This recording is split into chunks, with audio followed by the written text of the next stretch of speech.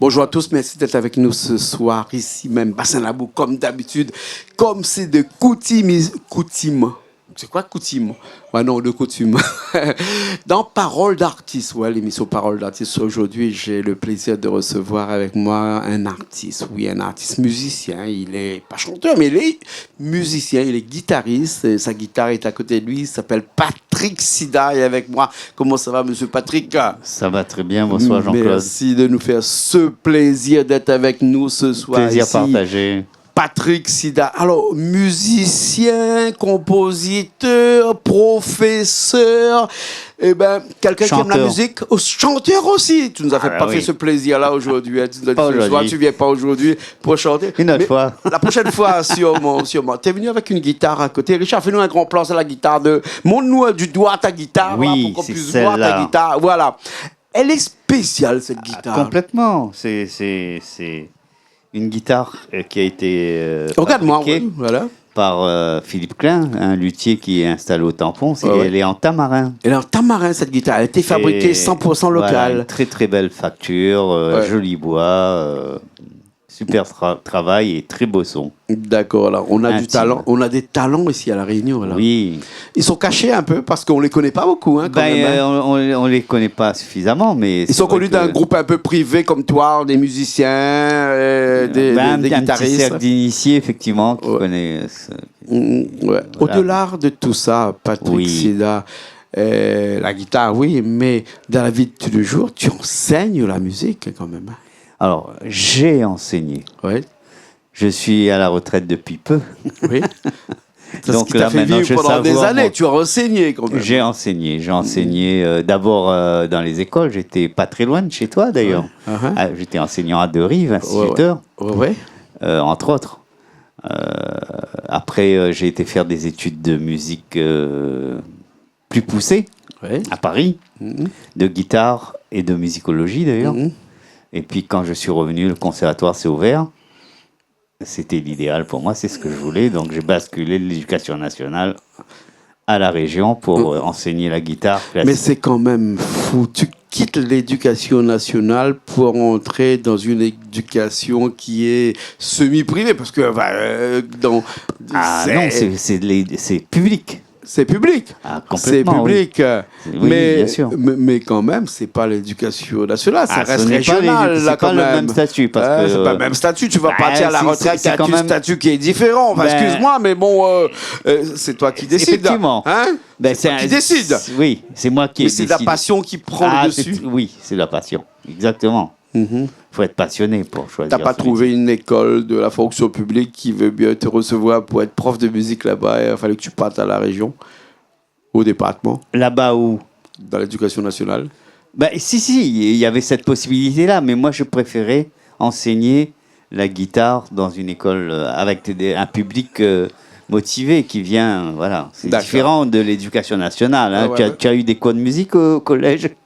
Non, pas du tout. Ou à l'école du tout. Ça n'existait pas à mon âge. Ah, voilà, comme moi. Alors. Mais parce que de ce que tu parles actuellement, là, c'est les jeunes de 20 ans, ils ne peuvent pas connaître ce que nous, on a connu. Voilà. La musique, on le faisait au bord du chemin, à l'église. Hein. Oui, d'accord, oui, parce qu'il y avait eux qui nous recevaient. Dieu est immense, c'est lui qui nous recevait. Il nous dit, viens, je rentrais samedi, dimanche, et même tous les jours aussi, si tu veux. On a joué à l'église, on a joué au bord de la route et on l'a joué comme ça. Mais c'est vrai que la guitare, c'est vraiment un instrument qui est impressionnant parce que la guitare, contrairement au piano, contrairement à la batterie, ça se transporte partout, ça. Exactement. Sur son épaule. Tout à fait. Et donc, ça fait partie de mon objectif maintenant que je suis à la retraite, c'est d'aller emmener cette musique classique-là dans la rue. Exactement. On peut pas emmener un piano son un piano, un Yamaha, un 3/4 de queue, tu vois, on peut pas amener sur la route quand même. Voilà, donc maintenant ce sera Bach, Mozart, Beethoven dans la rue Maréchal Leclerc. Mais à la guitare. Alors, à la guitare. Faut préciser, monsieur Patrick Sida, que tu n'es pas n'importe quel musicien, tu as ce qu'on appelle une faculté ou disons une spécialité. Cette spécialité-là que tu t'es forgé, c'est dans la musique classique. Tout à fait. Oui. Explique-nous un petit peu. Eh ben, comme beaucoup, j'ai commencé sur le tas d'oreilles. À l'époque, il n'y avait pas de cours de musique, tout ça. Donc, depuis très tôt, j'ai joué de l'accompagnement. J'ai accompagné tous les morceaux de variété, tous les tubes qui sortaient. À mon adolescence, j'ai joué dans les orchestres de bal. Donc, j'ai eu ma période rock. Et puis, tout d'un coup, j'ai découvert par hasard la musique classique à travers la guitare, un guitariste classique. Et là, ça a été le coup de foudre. Et tu passes des cordes en acier à des cordes en nylon. Oui. C'est le jour et la nuit. C'est le jour et la nuit. Exactement. Le jour et ça fait moins mal aux doigts les cordes. D'une part, en nylon, mais puis c'est pas le même répertoire. C'est pas le même répertoire, bien sûr. Là, tu fais de la musique classique, tu rêves que tu viens sur Bach, tu viens sur Klederman aussi. J'ai vu tout à l'heure, tu vas nous faire du Klederman là tout à l'heure. Oui, mais lui c'est piano, mais peut-être Nicolas De Angelis. Ouais, exactement.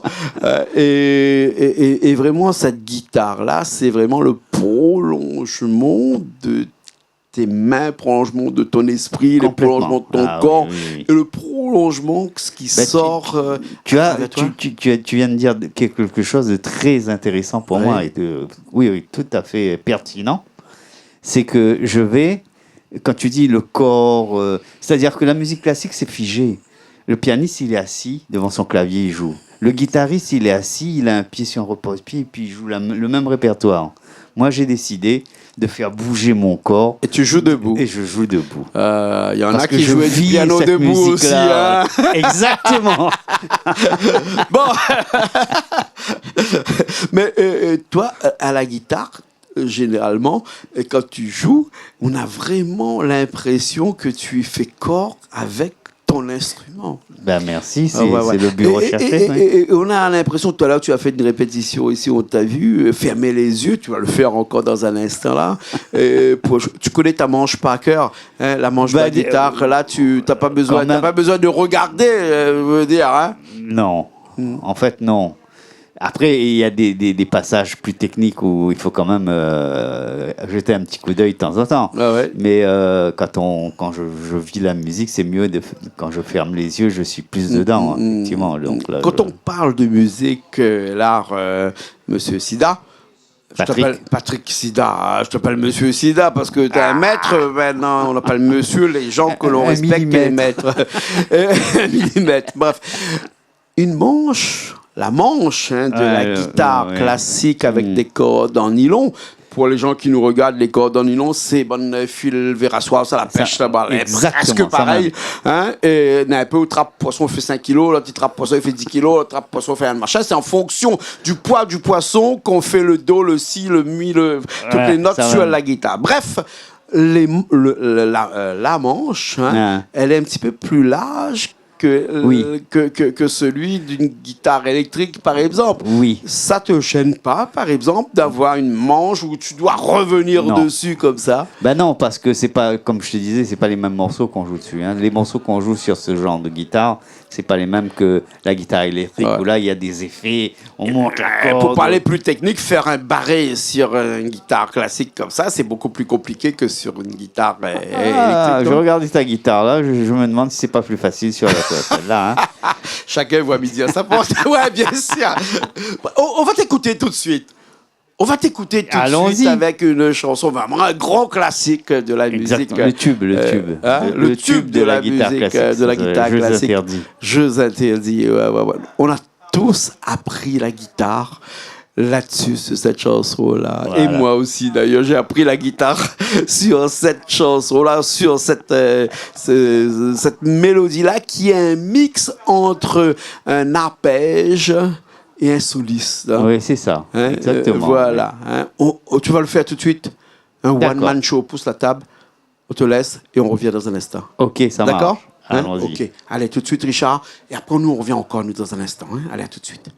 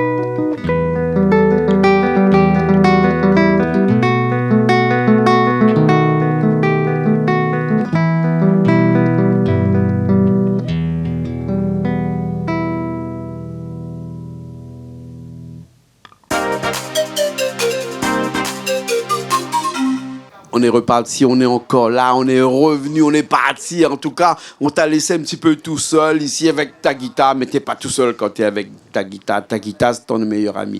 Hein, ça, on le sait. Ma femme. Dis pas ça, ta madame ne sera pas contente. Il n'y a pas, c'est la seule madame que j'ai. Ah, d'accord, bon, ben c'est ta femme alors. Ok. Tu fais pas que de la musique classique quand même, Patrick. Non, je te disais, j'ai commencé par la variété, le rock, tout ça. Quoi. Ouais. Donc, c'est mes premiers amours, ça. Donc, je n'ai pas abandonné. Ouais. D'ailleurs, quand on fait le bœuf comme ça...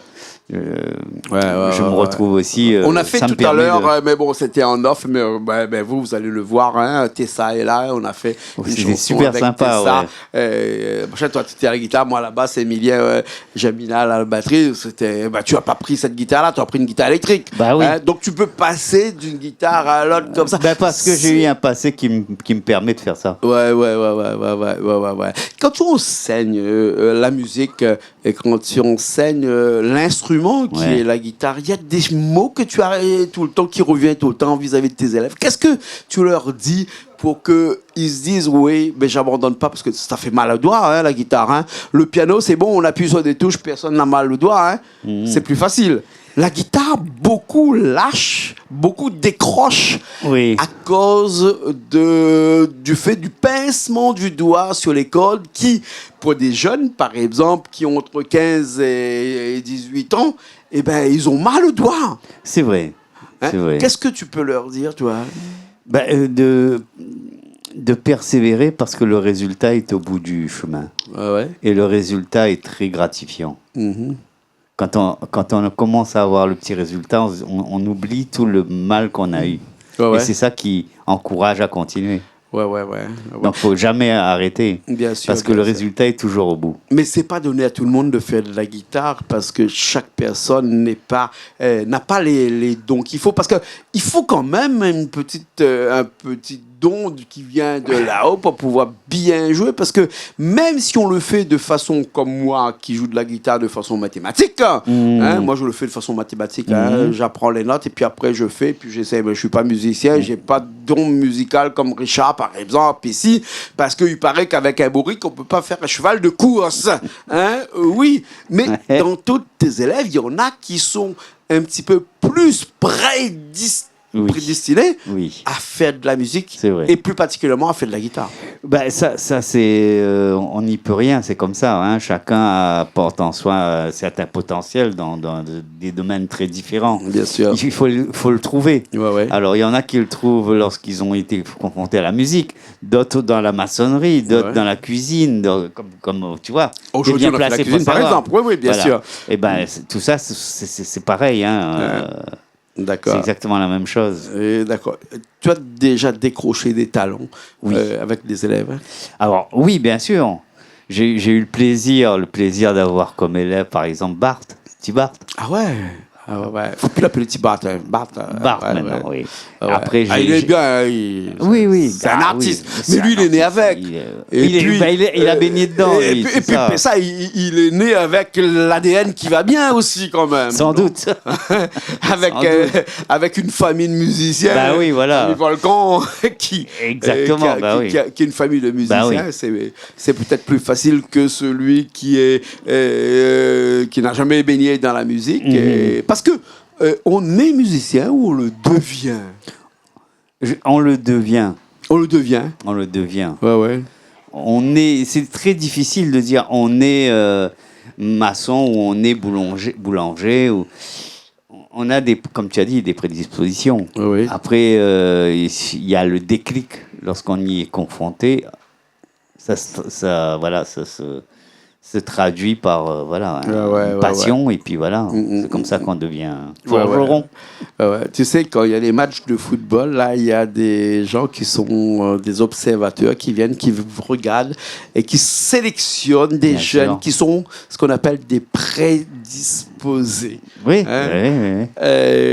Au foot, bien sûr, là.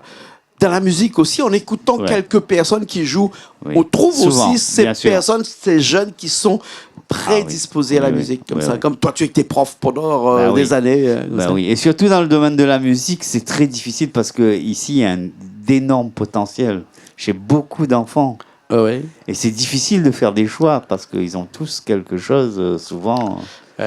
On peut après, avec le temps, ils choisissent de continuer ou de pas, mais on sent qu'il y a beaucoup de choses à faire avec. Monsieur Patrick Sida, est-ce qu'on peut dire qu'à La Réunion, il y a un vivier de personnes qui sont capables d'aller très loin dans la musique? Toi, tu as dû potasser ton sujet, toi. Parce que c'est étonnant que tu me demandes ça, parce qu'on est à la guitare, au niveau de la guitare. Oui. On est un département, c'est-à-dire qu'on a formé le plus d'élèves qui sont rentrés à la plus grande école de Paris, au CNSM de Paris.